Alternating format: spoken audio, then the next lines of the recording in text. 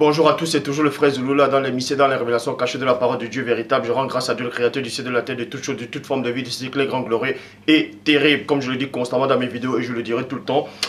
Je remercie ce Dieu parce qu'il est grand, il est glorieux, il est fidèle et il vit inexplicablement hors de toute réalité. C'est donc avec sa permission et par son Esprit Saint que les apôtres authentiques ont reçu dans Jean 20, 22 que je vais donner un autre sort d'enseignement, c'est-à-dire sur Christ est-il Dieu, c'est-à-dire est-il fils de Dieu ou un simple prophète, entre parenthèses, qui est le deuxième né. Donc, vous savez qu'actuellement, il y a plein de débats sur la personne de Christ pour savoir s'il était un simple prophète ou le fils de Dieu.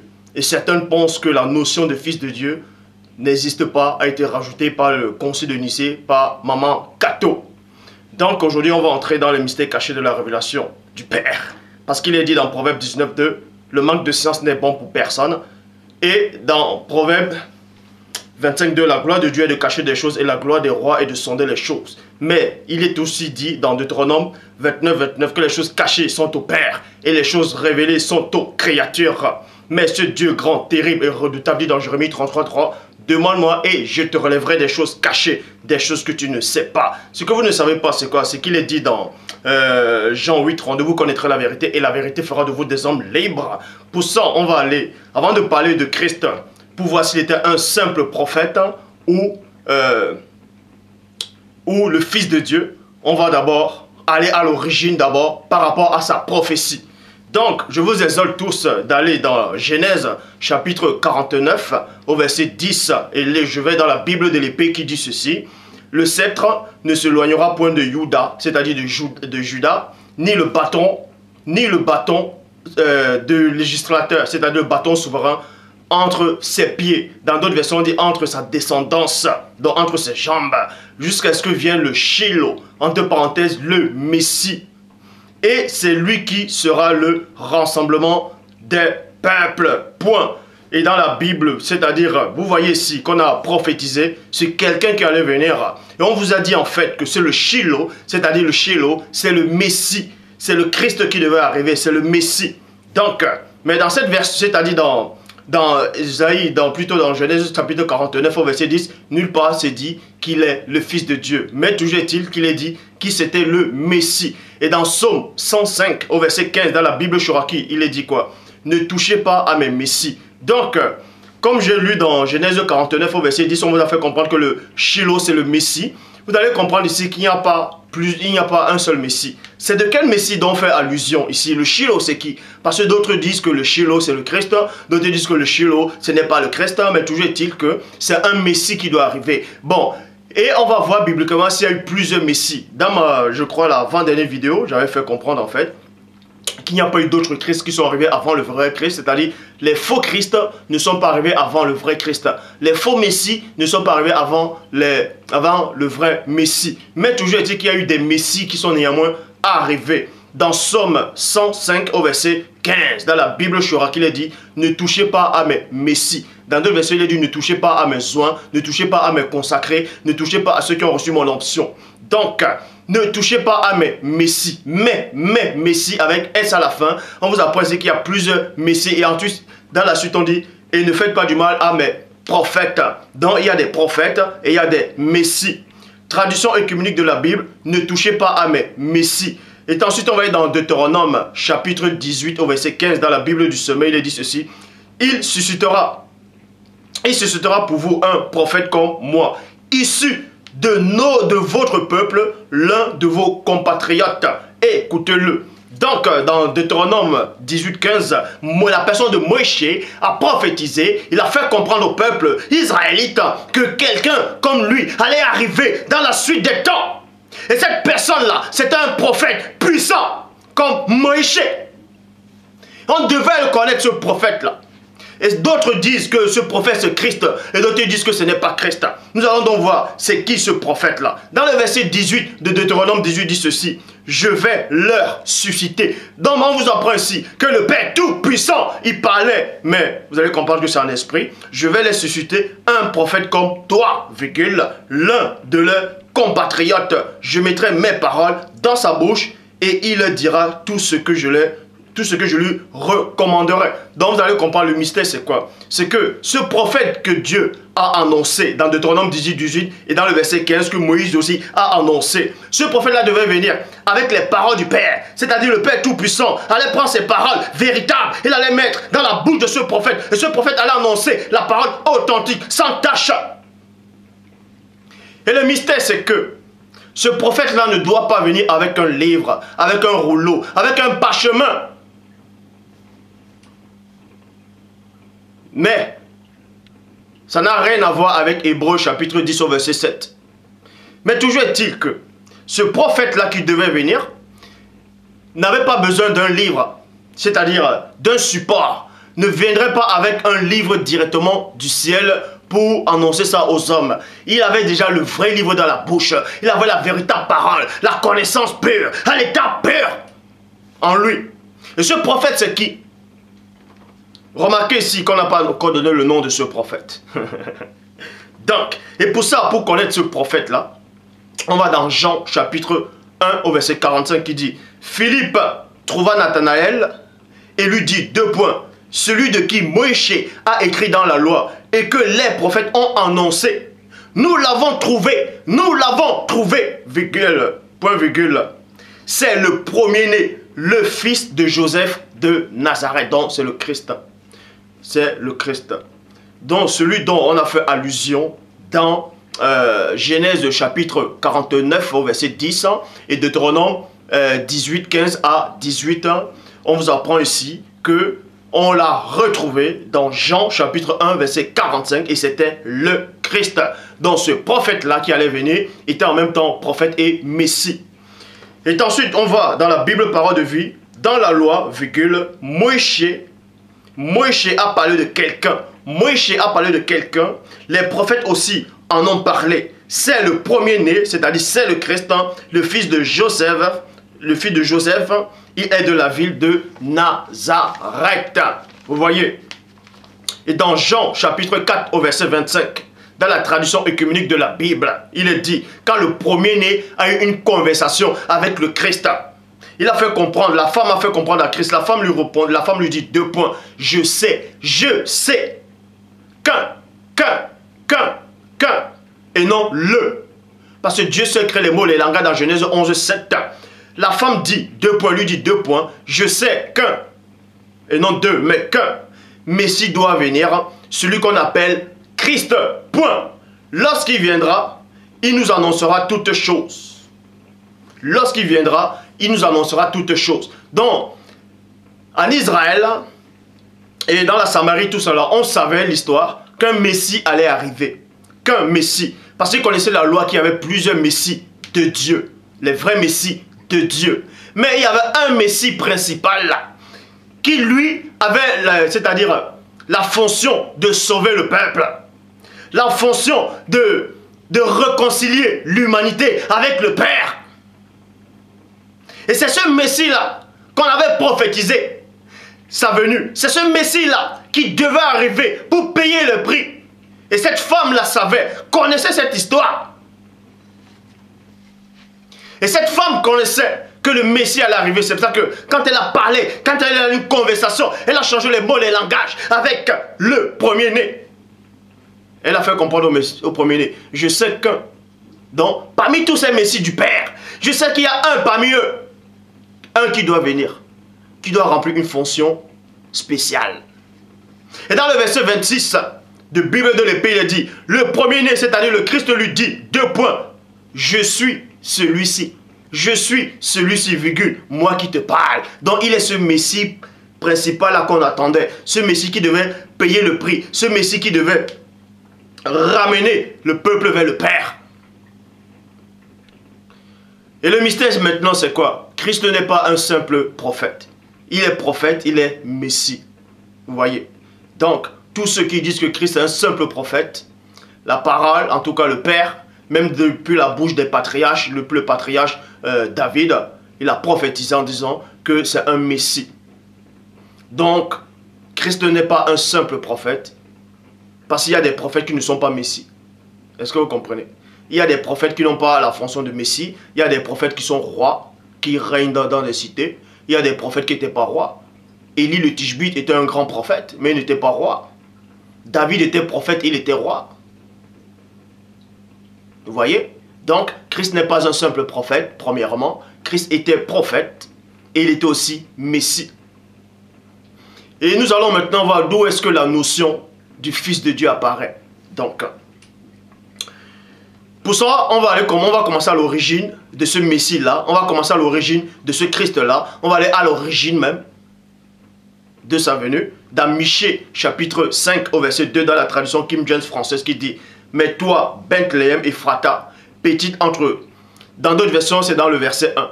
C'est pour ça que j'ai pris dans le verset, c'est-à-dire dans la référente traduction King James français, dans le verset 2.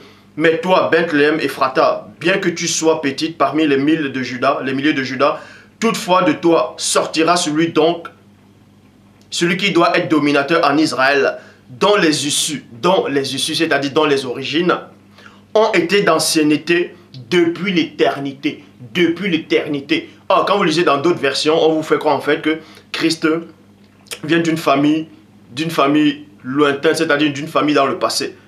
Or, la bonne version, on vous apprend qu'il avait déjà une origine divine. On va vous expliquer ces choses.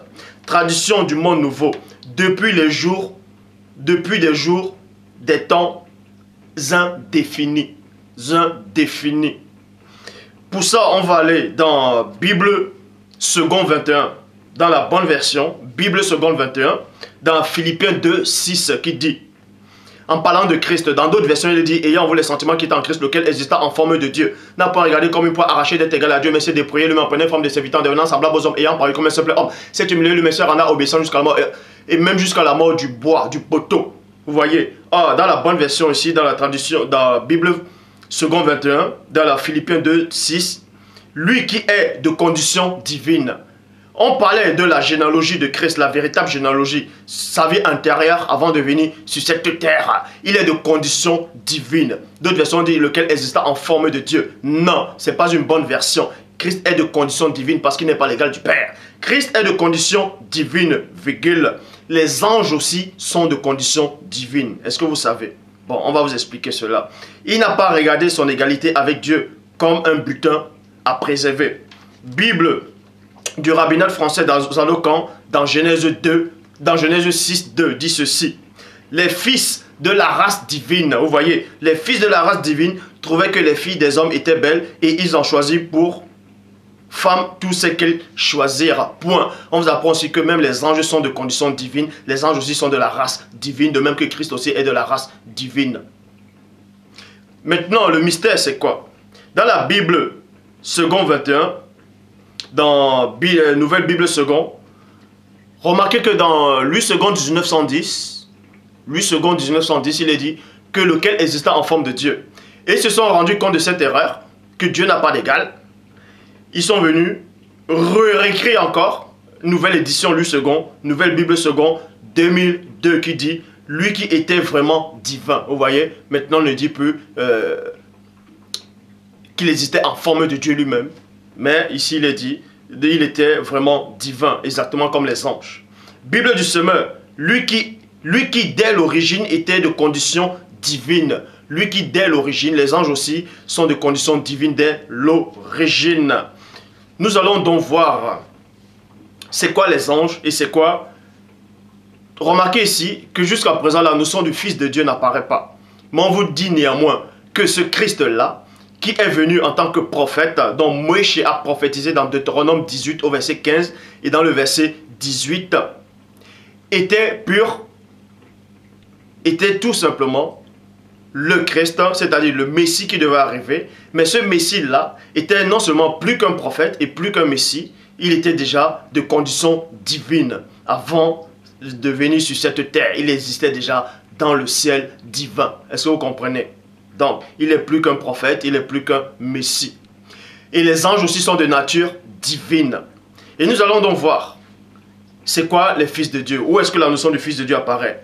Hébreux chapitre 1 au verset 5 dit quoi dans la Bible parole de vie? Il n'a jamais dit à un ange, tu es mon fils, aujourd'hui moi je suis devenu ton père. Il n'a jamais dit non plus à un ange, moi je serai un père pour lui et il sera un fils pour lui. Vous voyez, les anges sont de nature divine, mais Dieu n'a jamais dit à un ange que l'ange est son fils. Les anges n'ont jamais appelé Dieu Père, selon la Bible, selon Hébreux 1, 5. Christ aussi étant de la condition divine, mais vous ne devez pas ignorer que Christ, ce n'est pas un ange. Christ n'est pas un ange. Est-ce que vous comprenez? Christ n'est pas un ange. Donc, les anges ne sont pas fils de Dieu, selon Hébreux, puisque Dieu ne les a pas appelés des fils. Et Dieu ne dit pas que, que les anges peuvent l'appeler Père. Donc, ça c'est écarté. Les anges sont de condition divine, certes, mais ils ne sont pas fils de Dieu, selon la Bible. En tout cas, selon ce verset-là. Parce que dans Genèse 6, 2, il a dit les fils de Dieu. Et là, j'avais corrigé cet enseignement, ça ne pouvait pas être les fils de Dieu. Les fils de Dieu ne pouvaient pas descendre pour coucher avec les femmes, ça pouvait être que des anges, un groupe d'anges. Bon. Bible français courant. En effet, Dieu n'a jamais dit à l'un de ses anges, c'est toi qui es mon fils, à partir d'aujourd'hui, je suis ton père. Et il n'a jamais dit à propos d'un ange, je serai un père pour lui et il sera un fils pour moi. Si Christ n'est pas un ange dans le ciel, il est de quel côté? Il est quoi alors? Il est quoi alors dans le ciel? Puisque les anges sont de condition divine comme le Christ, et Christ n'est pas Dieu, et Christ n'est pas un ange. Il est quoi alors? Proverbe chapitre 30 au verset 4. Nous allons donc voir la notion de fils de Dieu, où est-ce que ça apparaît. Parce que plein de gens vont me aussi dire que c'est le concile de Nicée, comme j'ai dit, qui a rajouté la notion du fils de Dieu, dans Matthieu, et ainsi de suite. Mais on va aller dans l'Ancien Testament, dans la Torah, dans Proverbe, chapitre 30, au verset 4, qui dit dans la Bible des peuples, qui est monté au ciel et qui en est revenu, point d'interrogation. Qui a tenu le vent à ses poings fermés, point d'interrogation. Qui a contenu les eaux dans le pli de son manteau, point d'interrogation. Qui a placé les bornes aux extrémités du monde, point d'interrogation. Peux-tu me dire son nom et le nom de son fils, point d'interrogation. En fait, Salomon avait compris le mystère, il avait eu cette révélation, il expliquait en fait, il demandait qui c'est qui a créé toute chose, qui c'est qui a créé la réalité, tout ce qu'on voit à l'œil nu et le monde visible et invisible. Il demandait, on sait que c'est le Père, c'est Dieu Tout-Puissant. Et ensuite il dit, quel est le nom de ce Dieu-là? Et il me reçoit maintenant une autre révélation, il dit, et quel est le nom de son fils? On ne s'adresse pas à un humain, on s'adresse à Dieu. Et on vous apprend ici dans Proverbe chapitre 30 au verset 10, au verset 4, que Dieu a un fils. Et Salomon a eu cette révélation par le Saint-Esprit que les apôtres ont authentiquement reçu dans Jean 20, 22 en disant « Et quel est le nom de son fils ?»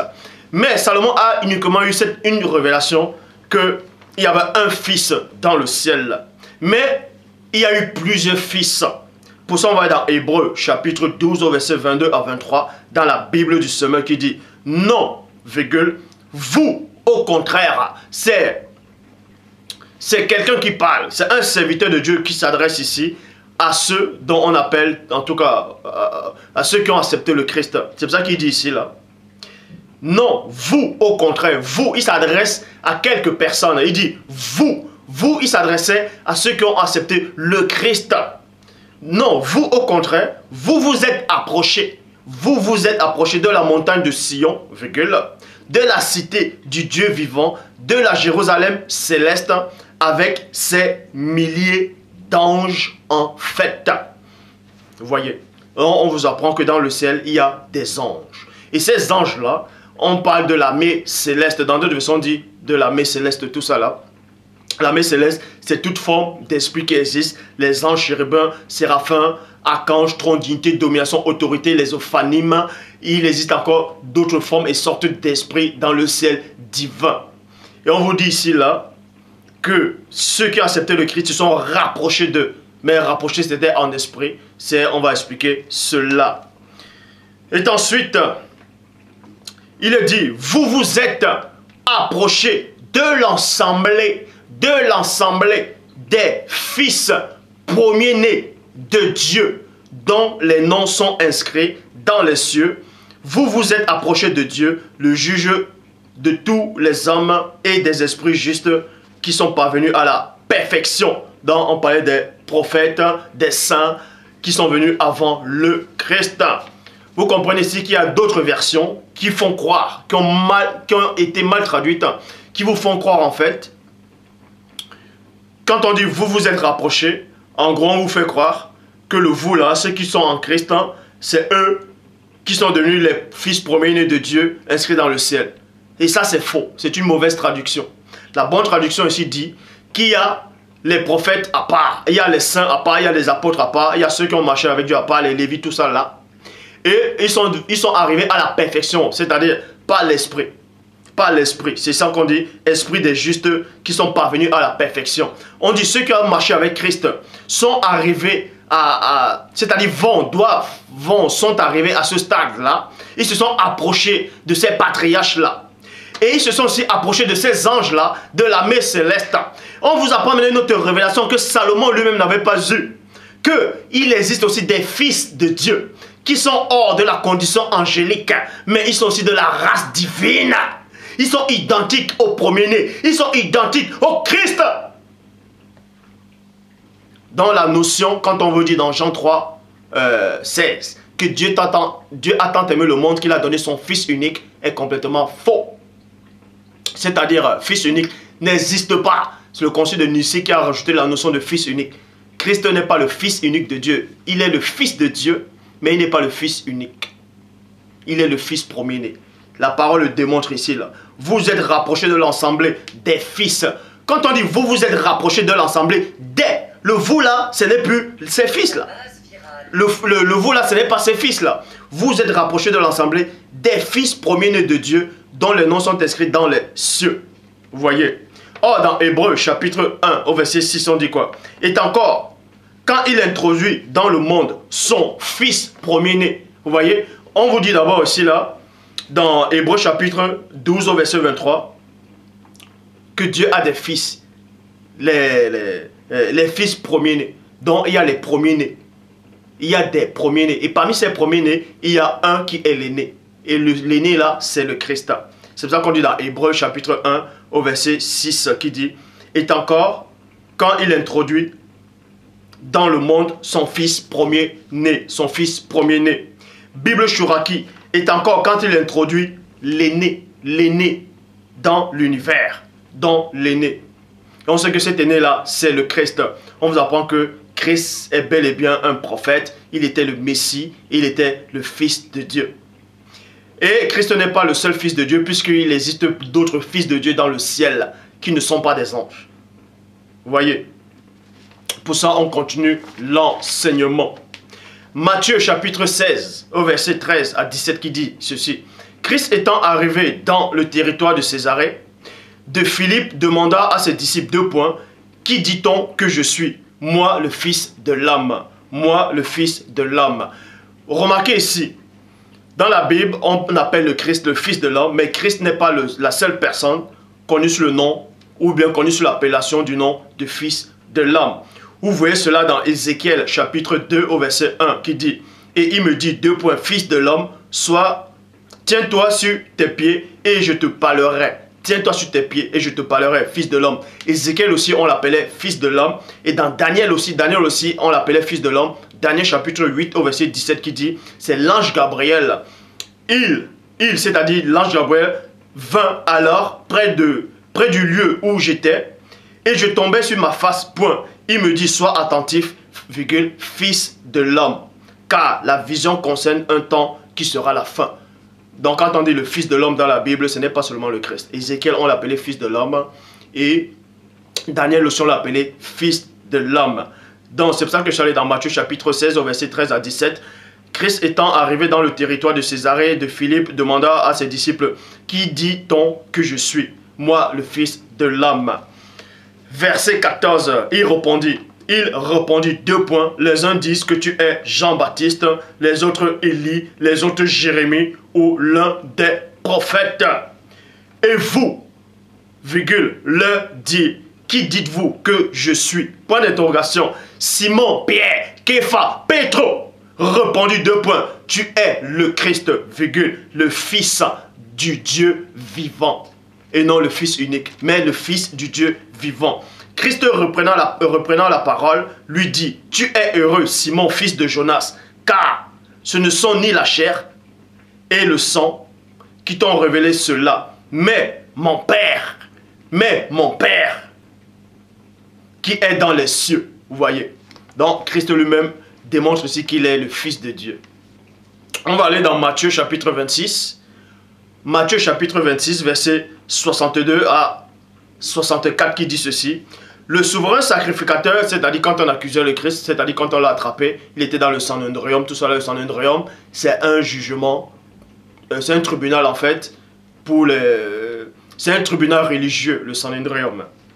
Le souverain sacrificateur se leva et lui dit, ne réponds-tu rien à ce que ces hommes-là reposent contre toi? Christ garda le silence, point. Le souverain sacrificateur prenant la parole et lui dit, je t'adjure par le Dieu vivant, de nous dire si tu es le Christ, le Fils de Dieu. Le grand souverain sacrificateur demande à Christ, dis-nous là, devant Dieu maintenant, là, si toi tu es le Fils de Dieu. Christ lui répondit, tu l'as dit. Tu l'as dit. Dans d'autres versions, bon, certains gens vont penser, vont dire, ouais, Christ a dit, tu l'as dit. En gros, c'est toi qui le dis. Nous allons aller dans Marc, chapitre 14, au verset 62, qui dit, Christ répondit, oui, je le suis. Dans la Bible en français courant, oui, je le suis. Christ a dit ouvertement devant les hommes, il n'a pas renié, parce que Christ dit dans Jean 3, 11, nous disons ce que nous savons et là nous rendons témoignage de ce qu'on a vu. Il ne fait que dire ce qu'il sait, et ce qu'il sait, c'est qu'il est fils de Dieu. Il dit au souverain sacrificateur, oui, je le suis, je suis fils de Dieu. Depuis, je vous le déclare, vous verrez désormais le Fils de l'homme assis à la droite de la puissance, de la divine puissance de Dieu, et venant sur les nuées des cieux, du ciel. Point. Ici, là, parce qu'il est dit dans Job 33, 14 que Dieu parle cependant tantôt d'une manière, tantôt d'une autre, et l'on ne prend point garde. Christ a parlé de deux révélations ici, là, de deux époques. Quand Christ dit depuis, je vous le déclare, vous verrez désormais le Fils de l'homme assis à la droite de la puissance de Dieu, venant sur les nuées. Christ a parlé de lui, il a aussi parlé de son autre frère, qui est aussi fils de Dieu, qui est connu sous le nom du deuxième né. Est-ce que vous comprenez? Pour ça, on va aller dans... Premièrement, on parle de Christ dans 2 Thessaloniciens 1, 7. Le Seigneur Christ paraîtra du ciel avec les anges de sa puissance. Vous voyez, il paraîtra du ciel, puisqu'il a dit au souverain sacrificateur depuis, je le déclare, vous verrez désormais le Fils de l'homme assis à la droite de la puissance de Dieu et venant sur les nuées du ciel. Et maintenant, on va dans Daniel chapitre 7 au verset 13. Traduction Abbé Filion. Je regardais dans cette vision nocturne. Les visions nocturnes, c'est quoi? C'est les visions de la nuit, c'est-à-dire les visions de l'esprit. Et voici quelqu'un de semblable au Fils de l'homme, venant sur des nuées du ciel, et il s'avança jusqu'à l'ancien des jours. Vous voyez? Donc, exactement ce que Christ avait dit, qu'il y aura quelqu'un qui va venir, qui va se déplacer dans les nuages, dans les cieux, dans les nuées. Donc Christ parlait premièrement ici là de lui, et ensuite il parle aussi de son autre frère, du deuxième né. Est-ce que vous comprenez? Ça c'est le mystère de la révélation cachée du Père. Et je répète encore, Daniel chapitre 7 au verset 13, traduction Abbé Filion. Je regardais donc dans cette vision nocturne, et voici quelqu'un, Dans d'autres versions, on dit un homme. Dans d'autres versions, il est dit un homme. Mais ce sont des fausses traductions dans ce passage-là. La bonne traduction dit ici, là. Et voici quelqu'un de semblable au Fils de l'homme. Donc de semblable au Christ.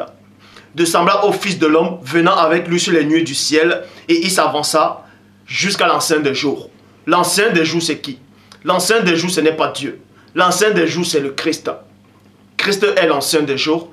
Et cette personne-là qui s'avançait, qui était semblable au Christ, ne pouvait pas être le Christ lui-même. Puisque c'était le deuxième né. On va vous expliquer ces choses-là. Il le présentait devant lui. Verset 14 dans la traduction de David Martin. Et on lui donna la seigneurie au deuxième né. On lui donna la seigneurie, l'honneur, le règne, et tous les peuples, les nations et les langues le serviront. Dans d'autres versions, il dit le servir. Mais la bonne version dit le serviront dans le futur. Quand le Père va se manifester, le serviront.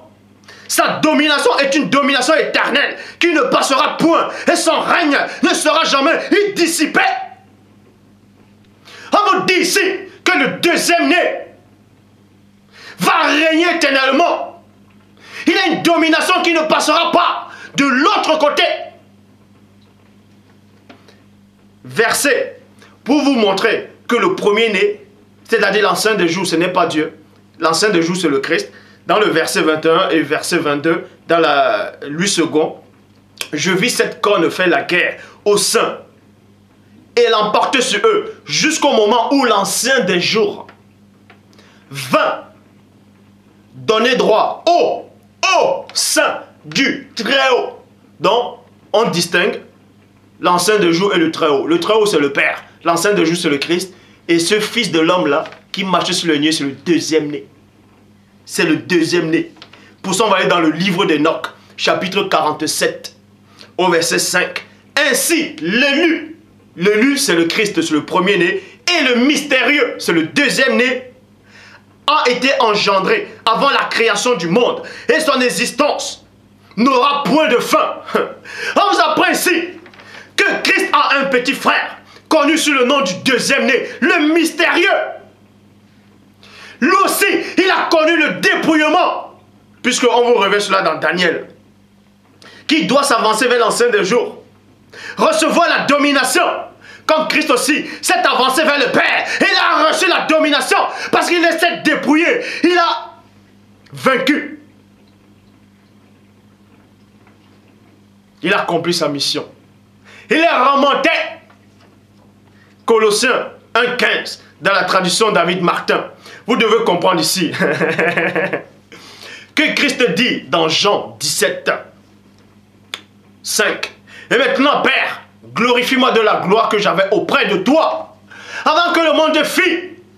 Le mystère, c'est que Christ, quand il s'est dépouillé dans Philippiens 2,59, ayant vu les sentiments qui étaient en Christ, lequel existait en condition divine, il n'a point regardé comme il peut arracher d'être égal à Dieu, mais s'est dépouillé lui-même en prenant une forme de serviteur, en devenant semblable aux hommes. Il a laissé son trône. Son trône était vide quand il est descendu dans votre réalité, dans votre dimension physique. Et quand il est remonté, il s'est assis à la droite du Père. Il a regagné sa place. Et maintenant, le mystère, c'est que à côté, il y a aussi un deuxième trône. Le trône du deuxième-né, actuellement, qui est aussi vide. Parce que le deuxième-né aussi a connu le dépouillement. Et bientôt, il va regagner sa place. Colossiens 1,15. En parlant du Christ dans la traduction de David Martin, lequel est l'image du Dieu invisible, le premier-né de toutes les créatures. On vous apprend que Christ a été créé par Dieu. Christ a été créé, mais il est le premier-né. Ainsi qu'il y a aussi le deuxième-né, ainsi de suite. Bible Osterval, le premier-né de toutes les créatures. Bible des peuples, pour toute créature, il est le premier-né. Traduction King James française, le premier-né de chaque créature. Apocalypse chapitre 3, verset 14, dans la traduction David Martin, écrit aussi à l'ange de l'église de Laodicée. Le témoin fidèle et véritable commencement de la créature de Dieu dit ces choses. Apocalypse 1.1, dont on vous apprend premièrement que Christ n'était pas un simple prophète. Christ était prophète. Non seulement il était prophète, mais il était le plus grand prophète de tous les temps. Aucun prophète ne pouvait égaler le Christ. Et Christ est en même temps le Messie. Il est le Messie avec un M majuscule. Il est le plus grand des Messies. C'est pour ça que même dans la parole, on parlait des souverains sacrificateurs. Que le grand souverain sacrificateur qui aura la supériorité sur ses frères. Et Christ est en même temps souverain sacrificateur. Il était le Messie, il était prophète. Et il est aussi fils de Dieu. Mais pas le fils unique, il était le fils premier-né. Et on vous apprend que Christ a beaucoup de frères. C'est-à-dire de la même race que lui. De la même origine que lui. C'est-à-dire, quand il dit origine, de la même nature que lui.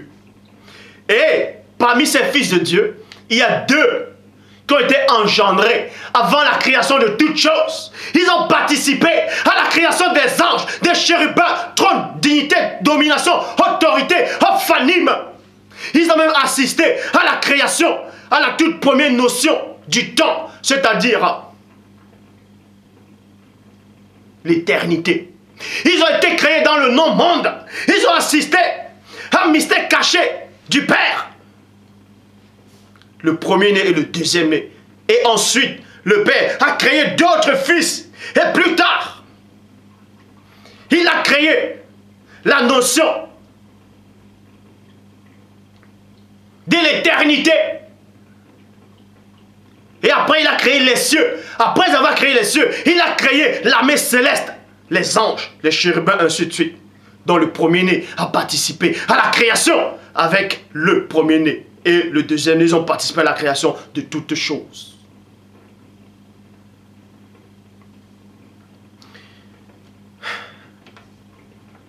Donc, on vous apprend que il y a aussi un deuxième fils de Dieu. Il n'y a pas qu'un deuxième fils de Dieu, il y a d'autres fils de Dieu. Peut-être qu'il y a certains fils de Dieu qui sont descendus sur terre. Seul Dieu le sait. Mais toujours est-il que le deuxième-né s'est débrouillé. Il est descendu dans votre monde.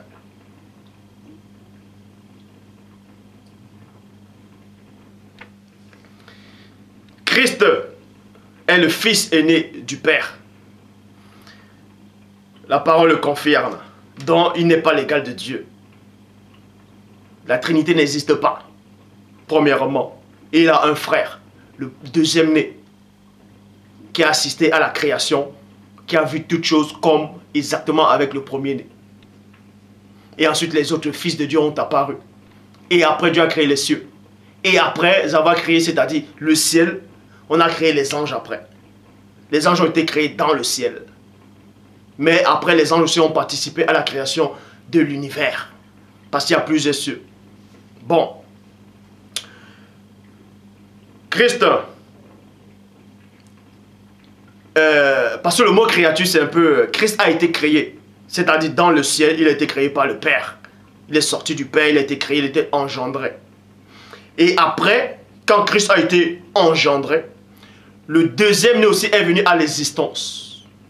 Et quand il est arrivé à l'existence, c'est le premier-né qui l'a accueilli. Le premier-né l'a accueilli.